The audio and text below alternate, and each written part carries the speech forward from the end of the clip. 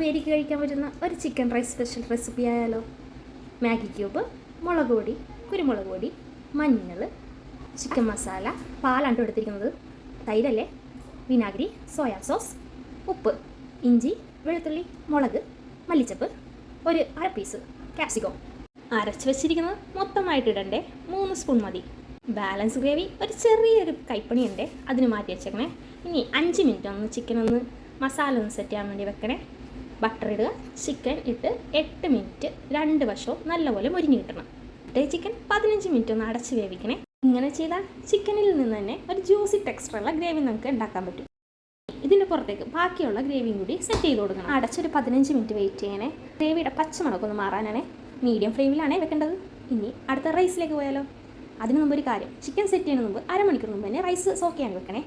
6 പേർക്ക് 3 ഗ്ലാസ് റൈസാണ് എടുത്തത്. 1 ഗ്ലാസ്സിന് 1.25 രീതി അളവിലാണ് വെള്ളവും തിളപ്പിക്കേണ്ടത്.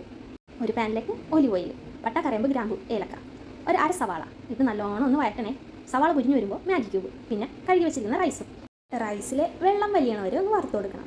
അരിയിലേക്കുള്ള വെള്ളത്തിനായി ബാക്കി വന്നിരിക്കുന്ന ഗ്രേവി എല്ലാം മിക്സ് ചെയ്ത വാട്ടറാണ് ഞാൻ ഇവിടെ യൂസ് ചെയ്യുന്നത്. റൈസിനൊരു ചിക്കൻ്റെ ഫ്ലേവർ കിട്ടാൻ വേണ്ടിയാണ്. തിളപ്പിച്ച വെള്ളം റൈസിലേക്ക് ഒഴിച്ചു കൊടുക്കുക. കുറച്ച് നാരങ്ങ നീരും കൂടിയിട്ട് അടച്ച് വെച്ച് ഒരു 20 മിനിറ്റത്തേക്ക് വേവിച്ചെടുക്കുക. വെള്ളം ഒന്ന് പറ്റി വരുന്നവരെ വെന്താൽ മതി. മിനുക്ക് പണികൾക്ക് ക്യാപ്സിക്കം, ലെറ്റ്യൂസാണ് ഇവിടെ എടുത്തിരിക്കുന്നത്. ക്യാപ്സിക്കം നല്ലൊരു ഫ്ലേവർ വരും. ലെറ്റ്യൂസ് ഒരു വെസ്റ്റേൺ ലുക്കിന് വേണ്ടിയാണ് കേട്ടോ. ഒലിവ് ഓയിൽ പ്രിപ്പയർ ചെയ്തെടുക്കുമ്പോൾ ഒരു പ്രത്യേക രുചിയാണേ. ഇനി തയ്യാറാക്കിയ റൈസ് പ്ലേറ്റിലേക്ക് ചിക്കൻ പീസസ് ഒക്കെ ഇട്ട് അതിൻ്റെ മീതെ ഗ്രേവി ഒഴിച്ച് റൈസും കൂടി സെറ്റ് ചെയ്താലേ നല്ല രുചിയാണേ.